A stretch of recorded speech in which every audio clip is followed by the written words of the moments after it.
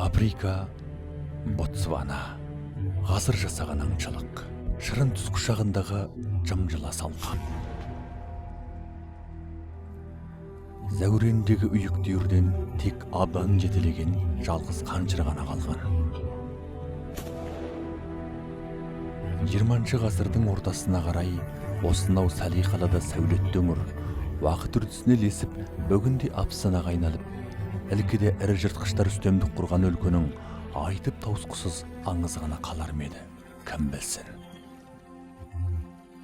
Бірақ тосын толғаныс бетпақ даланың берекесін асырды. Анығырақ айтқанда осынау өлкедегі абыройсыз аңшылыққа тыйым салынды. Айдыбау жиғанша қайдан келгені беймағлұм, қос бірдей құдай қонар Зақордың сұлбасы көзге шалынды. Соғып қарулы екі аяқты хайуандар әрекетінің адалануын айлап жылдап аңсаумен арғы жағаға босқан аң патшасы жыртқыш жүректілер жылдар бойы бұйығы кейіпкеніп, алаң көңіл қаншылдар ғана мекендеген өзенің аңырап қалған әуелгі шалғайына іркес-тіркес із тастай бастады. Арыстан әулетінің зарыға күткен күні туды. Бұл күн осы жұмақ өлкенің арыстандар үшін өлгені тіріліп, өшкені жанған сәт. Біздің құжыната қондырған кемелді термокамералы көздеріміз арыстандардың жатқан тұрғанын тынбай қадағалап, үйгейсін қуалаған Зақорлары мен сайын саздықта сергелденге түскен қаншырдың қам-қуыт хикаяларын мүлт жібермей деректеп береді. Міне бұл осы тұздай құруға шақ қалған мысық тұқымы үрім бұтағының шынайы әлемін түсінудің ең ептейлі жолы. Пенде баласынан зәбір көрген олар біздің залалсыз әрекетімізді аңғарып жеткенше айны қалпы жалғаса бермек. Біз бұл қаншырларды Бололы мен Лабоны деп атайтын боламыз, яғни жылулық пен жарық. Күндіз қарағанда Бололының жанары күрең қызыл оттай лаулап жанып тұрады. Бололы қаншыр құрсағында жатқандақ, әкесі Зақордың адамдар қолынан оқ ұшқанын анасының емексіткеннен аңғарған. Соншама жылдардан бері еңсені езіп бүк түсіп жатқан түнектінің аспанын алғаш рет Зақордың айбын үні жаңғыртты.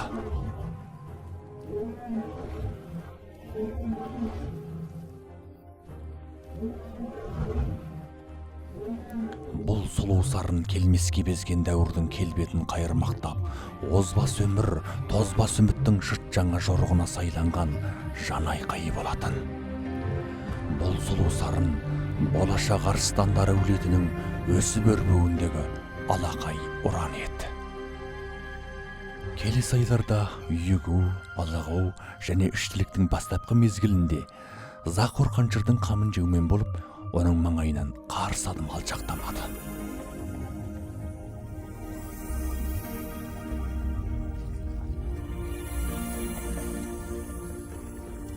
Мылтықтың үрейліні өшісімен өзге де басаман бауыр бөтін аң атаулы Ботсвананың солтүстігіндегі Селинда саздығына тұяқ тигізіп үлгірді.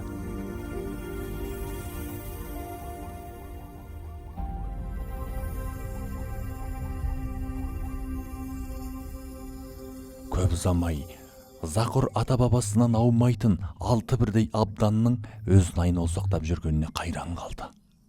Болола да, Лабоны да ай күні жетіп, абдандарын бауырына басып, аналық бақыттың балын жұтқан.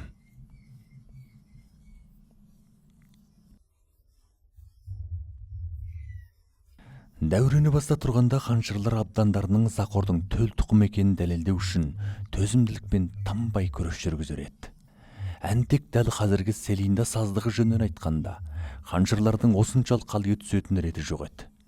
Себебі қаншырға қадала қарап, Зақорға ызбарын шашатын екінші бір аталықты емге таппайтын болғасың.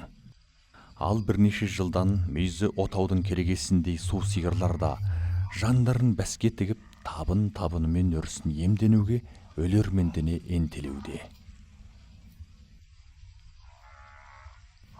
Бұл аналы-балалы қаншырлар жөнінен таңсық әрі аса қауіпті өлжал болмақ.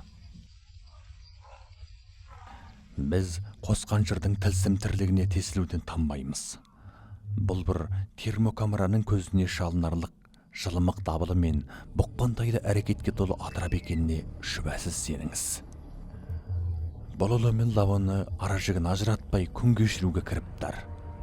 Олай, олардың тіске сыздық қыларға аң ұстауы ажал аузынан құтылумен бара-бар. They're lethal on the hunt.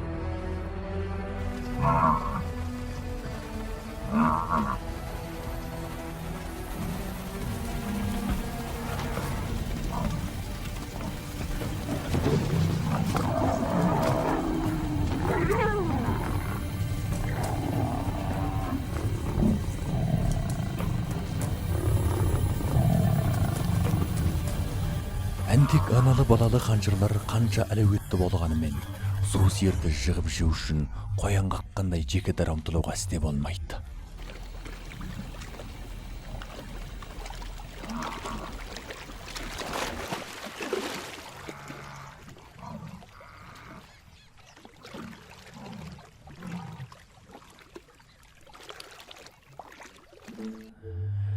Бололының жалын шашқан жанары оған өзінен қалмай елесуді емексітіп, ертеңге қалдыруға болмайтын сезіндіріп тұр.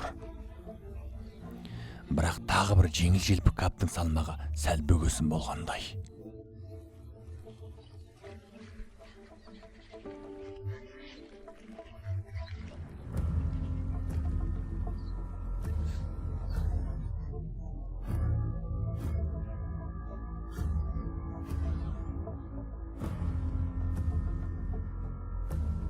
Бүгін таңертеңгілік тірсегі толық қатпаған абдан, сәрес шетін жайлы дастарқан жайылу жатқандай, дүн-дүниені кәпіргелместен бейғам отыр. Ал аналы балалы қаншырлардың басын зілдей уайым шырмаған. Кешетінде ауызға басарлық азық алмаққа су сиырдың қаннан ауыз түйгені екеуінің көкейінде сайрап тұр. Су сиырдың қуаты кеміп, қара тұяғынан қалмағаны да айқын. Әрі азынап секірсе азу жетпестей алыста жатыр. Машақат мол мың бір талғамның арасында мүшкіл күй кешкен қос қаншыр ақыр мысық табандап, абдандарын аулаққа қалдырып, әуелі азықтарын аулап, сонан соң абдандарын ертіп алмаққа шешім қабылдады.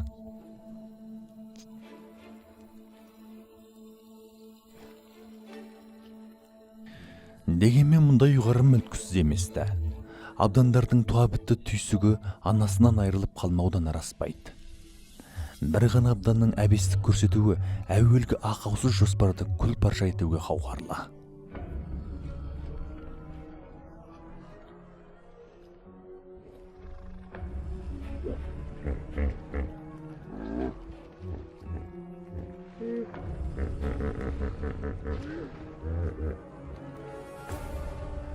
Арпалысқа толы аңдар әлемі қауіп қатердің әлпеншегі дақыл етті. Бегемоттар мен қолтырауындардың бір басқан өмір, бір басқан өлім іспетті.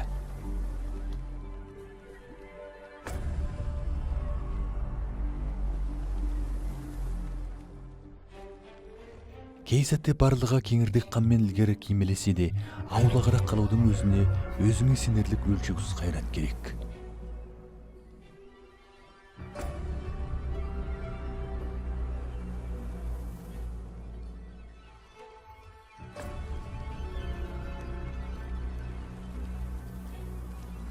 Әп сәтте абдандардың бегемоттар шоғырынан ендей өтуге жүздері шайлығып, жүрегінің түгі үлпетпеген бірен сараны ғана қалғанын көрген қанжырлар ырықсыз күйге түсті.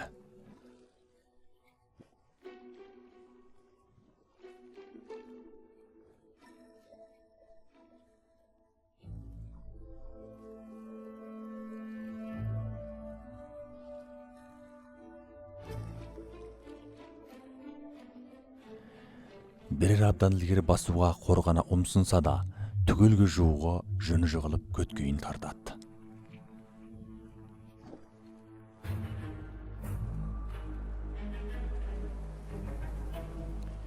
Дей тұрғанмен Бололо сүйенішсіз де емес. Лабоно онымен пікір мақсаттас. Ақыры қаншырлар өдіре алға тартып, өзінен өту тұйғарды.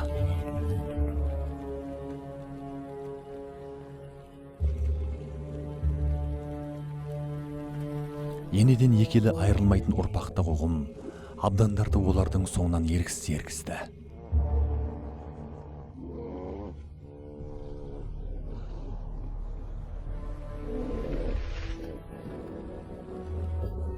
Олар бегмұт шоғырын қауымдай айналып, орта жолға ілінген мөлшерге дейін барлығы бастағы жобадай баянды сапарда етті.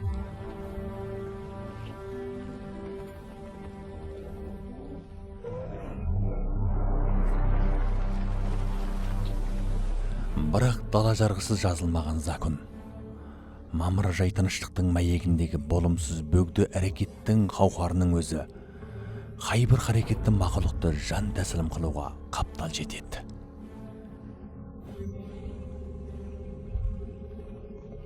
Әр ретке өзінен өту оларға мейлінше қауіп төндіріп, қабағат дегбірсіздендіреді. Су аумағындағы олардың бір басқаны үрей, бір басқаны секем. Өлдім-далдым дегенде басы көзі малмандай болған абдандар үрейлі жанармен бірінен соң бірі жағаға шыға бастады. Бұл олардың қай-қайсы үшін өміріндегі ең алғашқы аса айбанды ерлік саналмақ.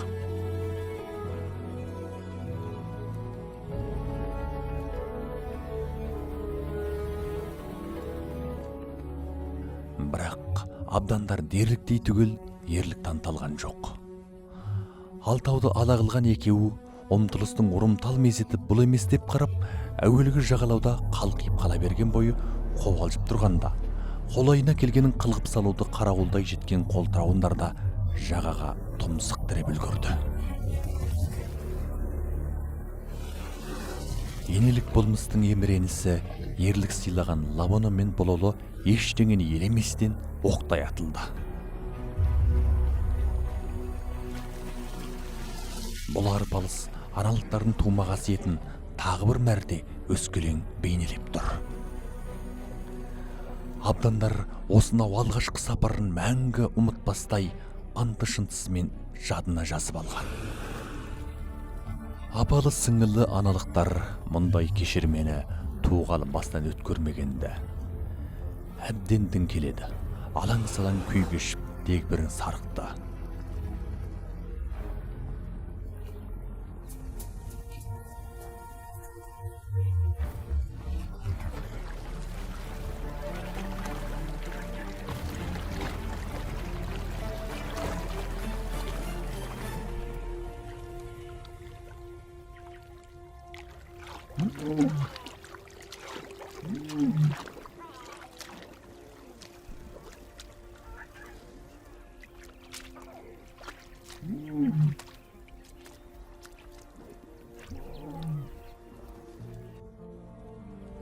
Қосқан жырдың жан ұшыра жүзгенінен шапшыған су сапырылысы аулақтағы қолтырауындар мен бегмоттордың назарын өздеріне аударды.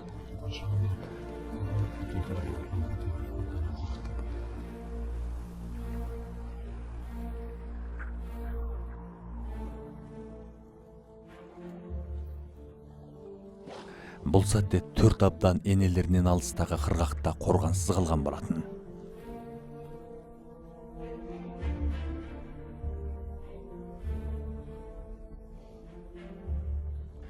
Қаншырлар барлық абданның көңілін бір уақытта аулауға қауқарсыздығын іштей сезінуде.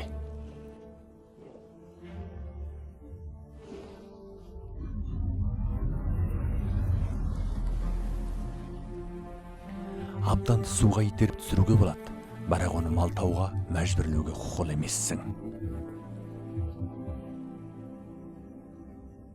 Ақыр аяғы өзі өреген әуен олардың құлағын тұндырды. Қаншырлар тағы бір мәрте сайыс жариялады. Қалп еткен қимылын қалт жібермей қадағалаған құбыжықтың қарасы құрдымнан қарауытады.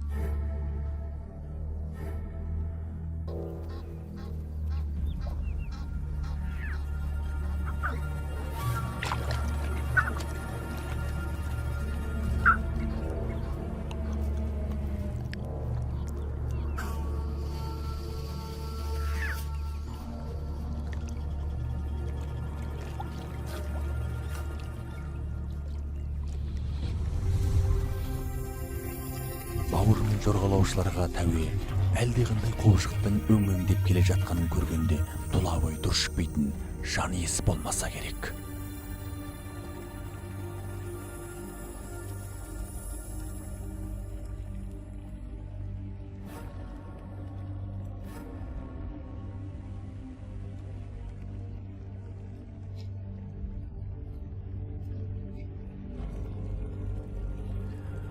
Қос қаншыр ақыры ұйғарым жасап үлгірді. Солайда біз олардың лажырау қабілеті бар жоқтығын бағамдай білмегенімізбен, дәп осы сәтте олар өздерінің қайда бару керектігін анық біледі.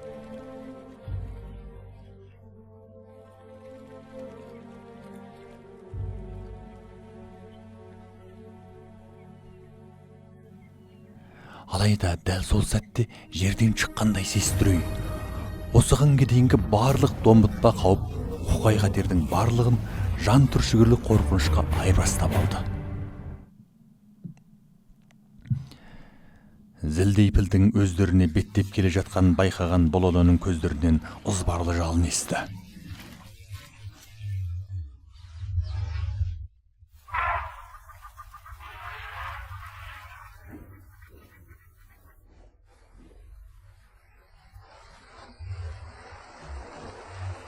Бүгінгі өткөк аса қауырт сабылысқа түскен. Дәл осы қырсықты мезет нас басқан дурақ күйзелісі күшті ошарлы арыстан әулетіне ес қатқалы тұрған жоқ.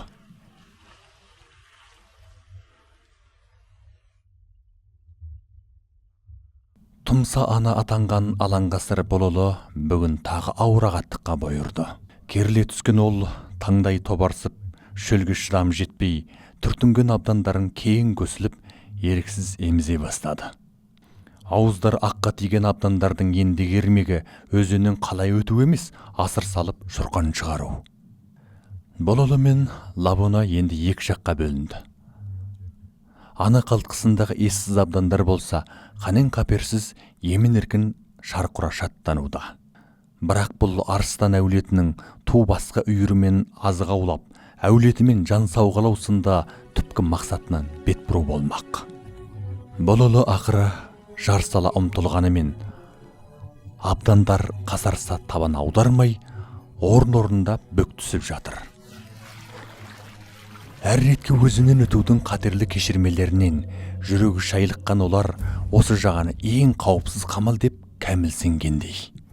Абдандардың әлсірей шыққан тұрғысты әуенін жам-жылас тыңдап жатқан ол амалы құрып, бастапқы қияпатынан безіп, ақыры осы қатерлі түннің құшағын төрт абданның қасында өткізуге мәжбүр болды.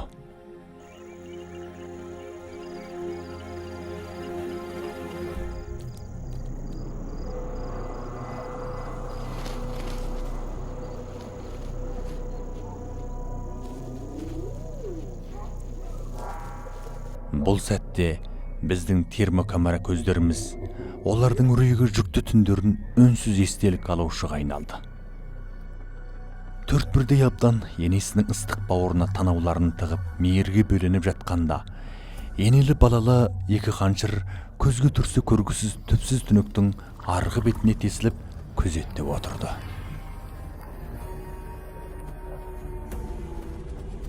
Ал мұндай кездерде өмір дағдысы, алдашының алақаны кірпік қағуыңды аңдып отырады дейтіндей қағидаға аңсарыңды аударады.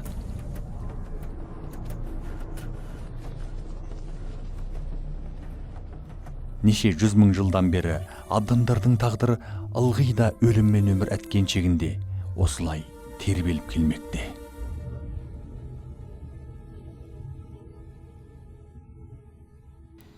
Таң жеті сөгіле бере, мызғымас сенімдегі қос қаншыр аң көріне араласудан ілгері ең соңғы рет бір тінтіп қалды.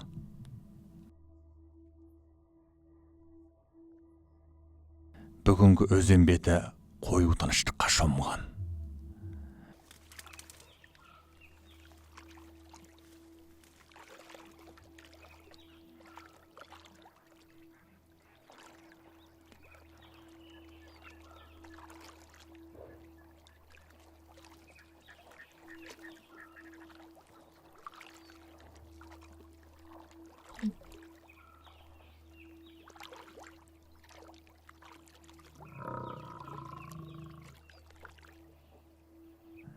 Біз арыстандар сана сезімінің адамзат түйсігімен тұтасып жататын жатпайтынын білуге әләшсізбіз. Бірақ олар сондай бір шер мен мұңды сезіне білер анық.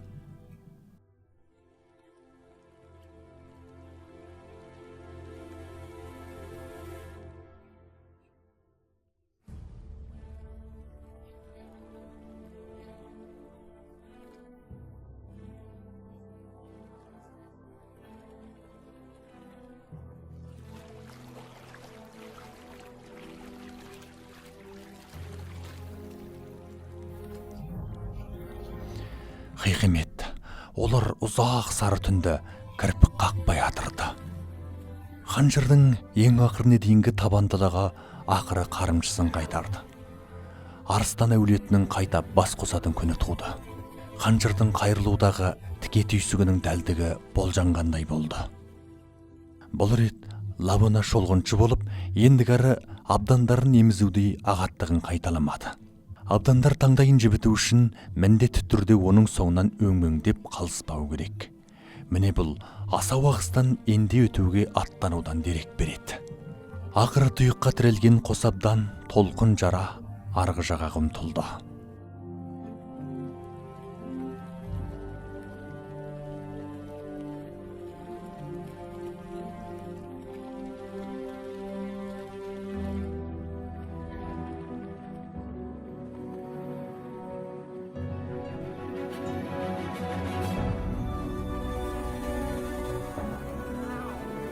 Аз болмаған азапты кешірмелерден соң, қуаныш пен үмітке толы сәтке куәгер қаншырлар мен абдандар қайталай қауышты.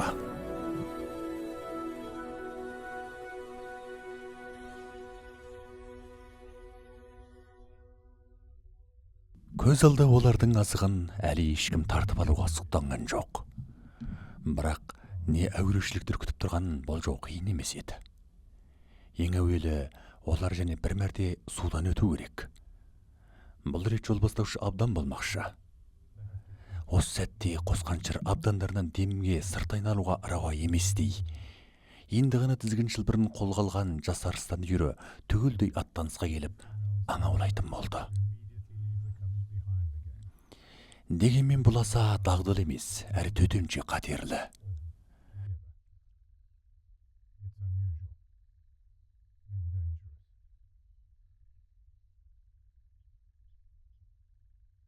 Бүгін су сиырдың сесінен де зор, әлде қайда қатерлі қауіп бар. Олар аңдардың ауған бағытына лесіп, аужал аңдушылар. Ажал жетіп тұрған әрқандай бейуаз аң олардың азуынан құтыла алмайды. Лабана шабуылдың ең ұтымды қорғанысы екенін әбден біледі. Ол сондай қағылез әрі батыл. Бұралқы арыстандардың жөңгілі сұғынуы Сепри арыстан үйірінің аушылығына бүлдіргі сипатты ауыр зардабын тигізді. Бұл бір зақыр жоқ тұл қаншырлар мекендеген өңір ғой. Мұндай қырық пышақ қырқыс арыстан әулетінің орнықтылығын шайқалтып, әлжуаздар әліпжеттілердің қазығына айналатын айырышты жай қалыптастырды. Сондықтан ол өткір азуы және әлеуетті тырнағына ек сүйеп, шек-шекарасын ажырата алуға кіріптар. Егер Лабананың шапшаң шабуылы болмағанда, бұл төрт бұралқы арыстан оларды оп-оңай табанға басар еді. Бірақ ілешілі недауыр сөдегей, сөлекөт көрініс жүз берді.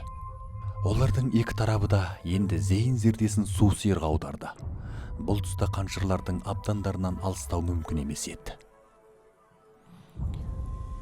күннің тұла бойына қарсыластардың қандағы жұққан лабыны бір жағынан бұралқы арыстандарды тосқауылдаса, бір жағынан азық аулауға жетекшілік етеді. Ал бұл үні болса абдандарды қорғаштаумен сарсаң. Кенет бұралқы арыстан тобы да лабынының басшылығын ілесіп ілгерілегендей болды. Әуелде жақ-жақ болып жауласқан бейгүнә арыстандар әулеті енді аштықтан бұралып, торғысынан төңіле жүріп, сәттік аужалдың алақанында қауымдаса берді. Олардың сүт пісірім уақытсыз біздесуі сол баяғы қу кеңірдек қамы. Осынау дәу қобжықты құлату үшін болмақ. Соң өзек жалғап алып жалғасты ілгері үдірмек.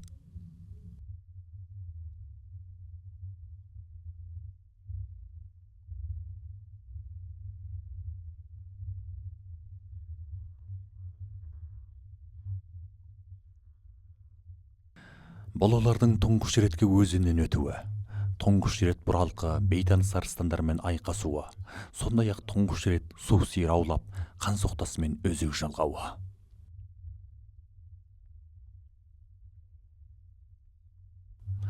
Осының бәрі көзді ашып жұмғанша бірнеше күн ішінде туылған хикметтер. Ал енді Захорларшы.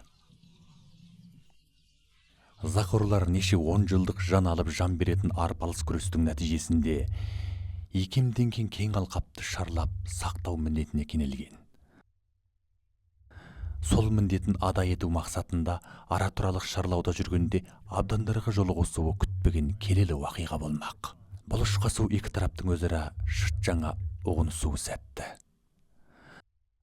Сондай-ақ басының дымы кеппеген абдандар жөнінен айтқанда, өзге арыстан әулетінің аяқ басуына дәті бармайтын жерге жақындап айбар шегетін, яғни қожмойын Захорларға жанасатын орайы. Дегенмен мұның кесірі кесапатыры жоқ еместі. Ең бір болымсыз ағатаңыстың өз-өзіне төніп тұрған дойыр мақұлықты аталық мейірден сәтте жүда қылып жаналық жәбірейлге айландыру ықтимал. Өзінен бесесе зор Захормен айқасу айтағасын айбар жете қабыл жігерді қажет етеді. Дей тұрғанмен абдандардың да өзіндік тәсілі болады. Яғни ыңғайлы ұсқынмен қарсы тараптың ызбарын арылтады. Бейне бірнеше айдан кейінгі зебра аулап жеген күнгі іспетті.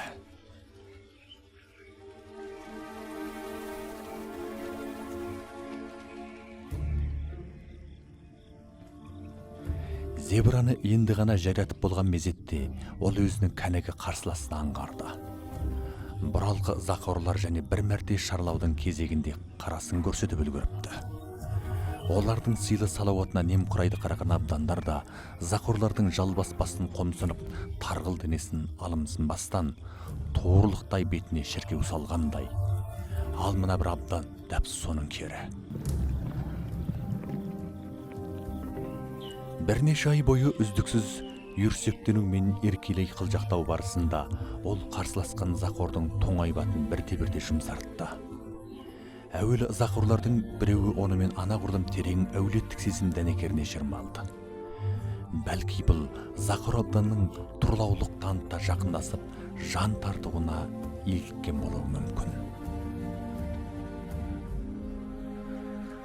Кей күндері қаншырлар су сиыр ұстап жеуге талпынады, бірақ жиі жеңілістің дәмін татады. Мұндай сәттерде абдандар босқа қарап тұрмайды. Аналарының не істеп, қалай тындырып жатқанын түсінуге тырысады.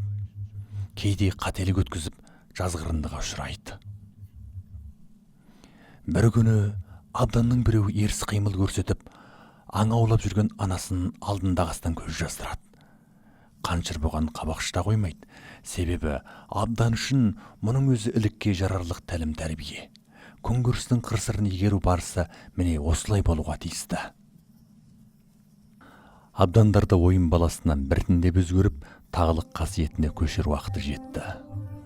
Абдандардың әдепкедегі бұқпантай ойыны өсе келе, аңкөстік әрекеттің кәнігі тәсілін айналады. Олар енді баспалап барып, басқа шапшып жаттығу жасап жүр. Қазір олардан 5-еу қалды. 4-еу қаншыр, бірі Захор. Жорғалағыштардан тартып жұдырықтай сүтқоректілерге дейін кез келгенін аңдауылдай қуалап, тырнақ батыруға тырысып бағады.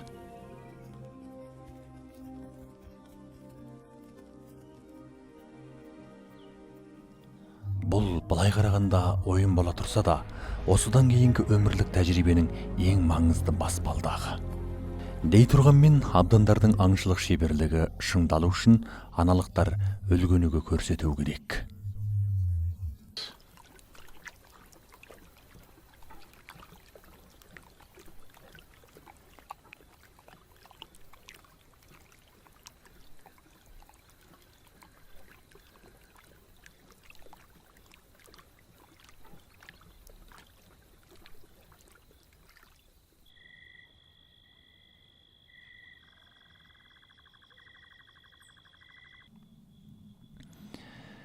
Түн жамылып, азық іздеу басталып та кетті. Біз термокамералы көздеріміздің көмегінде олардың іс жемесін бақылап, әрекет ахуалын игеретін боламыз.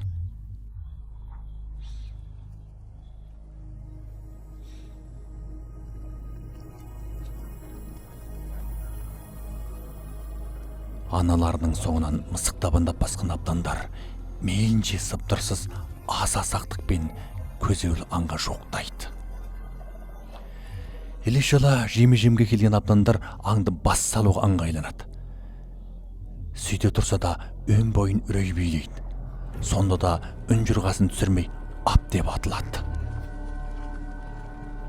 Бұл олардың өміріндегі азығын алғаш рет сәтімен ауызға тигізген аңшылығы. Күн өте келе олар пысып жетіле түседі. Аумағының амандығына қам қылу, өзара қожалық құру, бәрі де біртіндеп олардың өмір дағдысына орныға бастайды. Арыстандар осылай өз күндерін өзгеріп жүргенде, тағы табиғат оларға тағы бір қаталсын дайындап үлгерді. Яғни Селинда саздығында бейсауат екі арыстан пайда болды. Бұл жаста айбатта үйір құрудың ынталы жасындағы зақорлар еді. Бұл дегеніңіз маң бір жапамен барлыққа келген үйірге еңбексіз иегерлік ету деген сөз. Бололы мен Лавоны мұны елден бұрын аңғарып, абдандарын дарияның арғы жағасына алып қашуға әрекеттенбек болды. Енді ғана жетілген ызақорлар да жаңа ұрпақтың иісін бірден сезінді. Бұл өмір мен өлім заңдылығындағы жыртқыштар ережесі. Зақорлар алда-жалда абданның бөгді тұқымнан болғанына көз жетсе, олардың тұқымын құртып, қаншырларды өзімен жұптасуға мәжбүр етеді.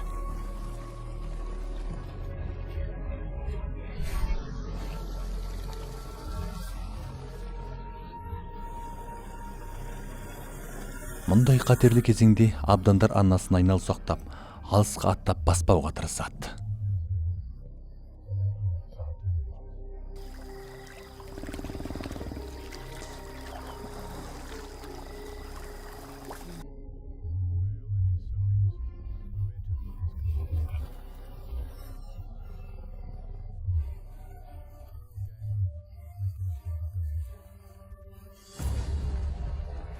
Абдандар бой тасалауға ұмсынып бет бұрғанда зақорлар ізіне түсті. Жөпелдемеде жан сауғалаудың ретін таппаған абдандар енді жан сақтап қалудың сұрапыл шайқасын басынан өткермек.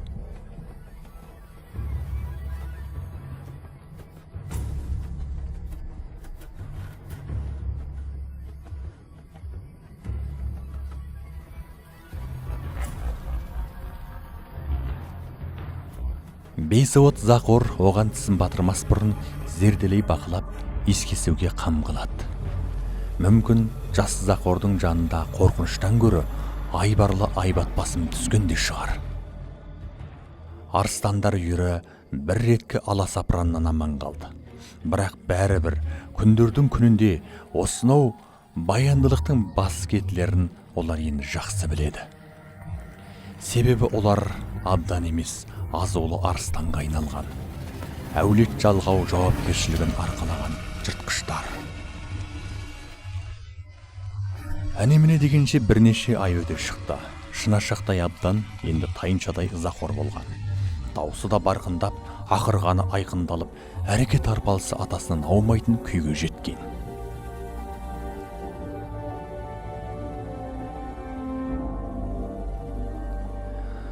толысқан мезгіліне енді жете берген кешегі абданның кеңірдегіне табиғат тегершігі қол салады.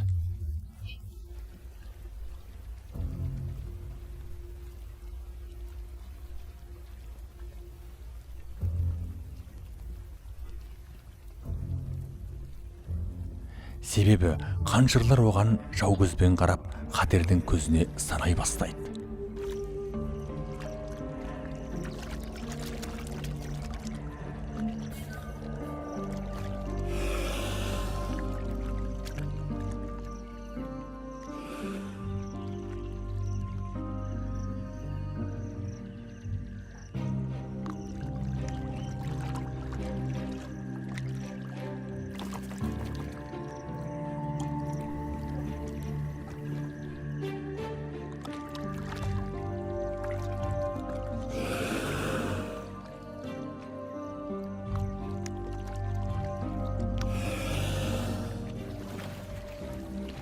Тар құрсағына 100 күн бойы көтерген енесінің өзі сырт беріп, үйірден шеттете бастайды.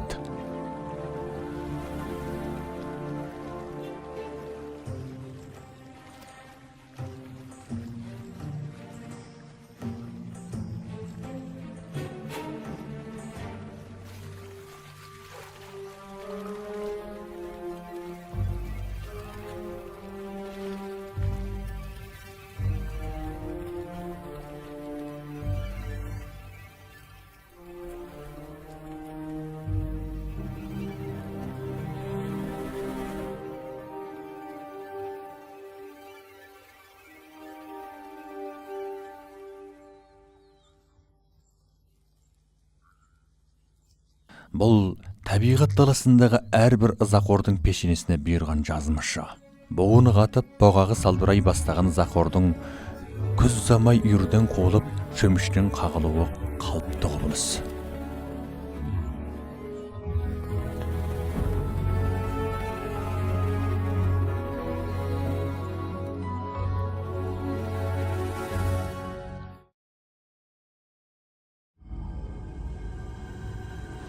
Буыны қатып, боғағы салбырай бастаған ызақордың көз ұзамай үйірден қуылып, шөміштен қағылуы қалыпты құбылыс.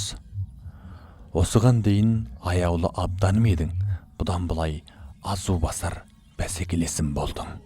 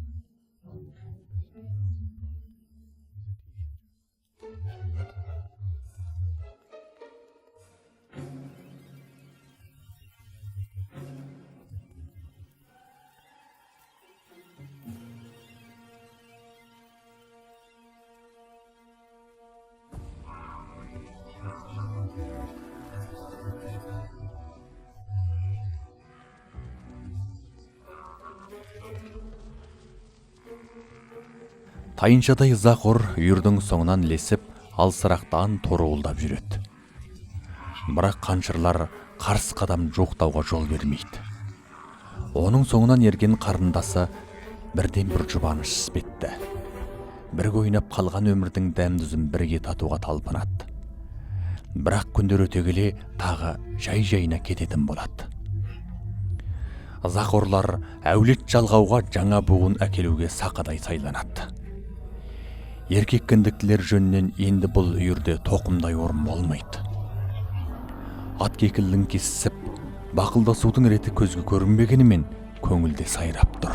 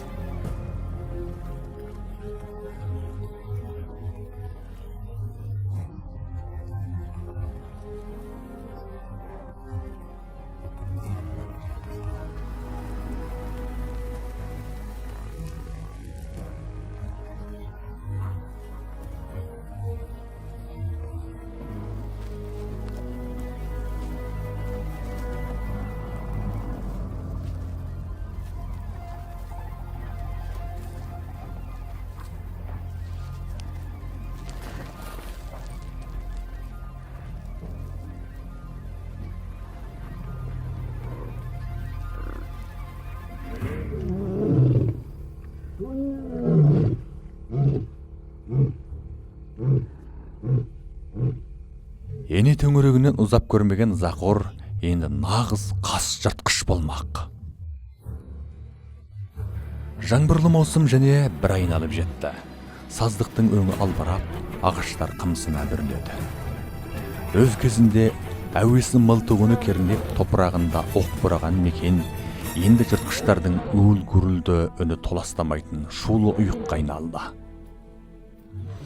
Жапа-жалғыз жолға шыққан Ызақор енді өз бағытын бетке алып Жортуылға шықты. Мүмкін ол өзге ызақорлармен шайқасып, үйірлі үйіктің патшасына айналар. Мүмкін табиғат қаткездігіне мойын ұсынып, жолай жаннан жұда болар. Бірақ оның жүрегінде басынан өткөрген үйір жылулығы мен енесінің қатулыда қамқор жанары мәңгі өшпейді.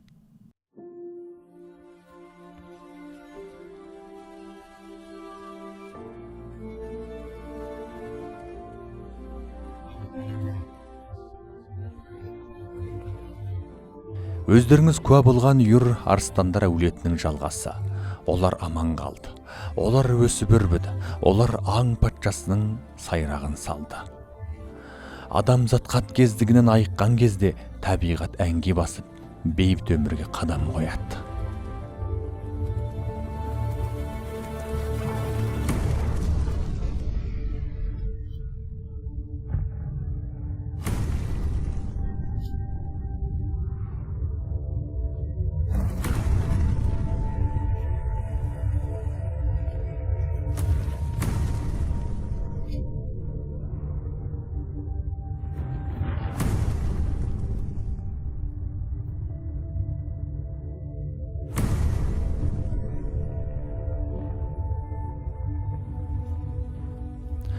Бұл тек арыстандар жайлы ертегі емес. Бұл табиғатқа қамқорлық танытудың жанды мисалы. Бұл үнсіздік орнаған өңірдің өткенін тірілтіп, құлазыған қойнын құжынаған тірлікке ұластыру болмақ.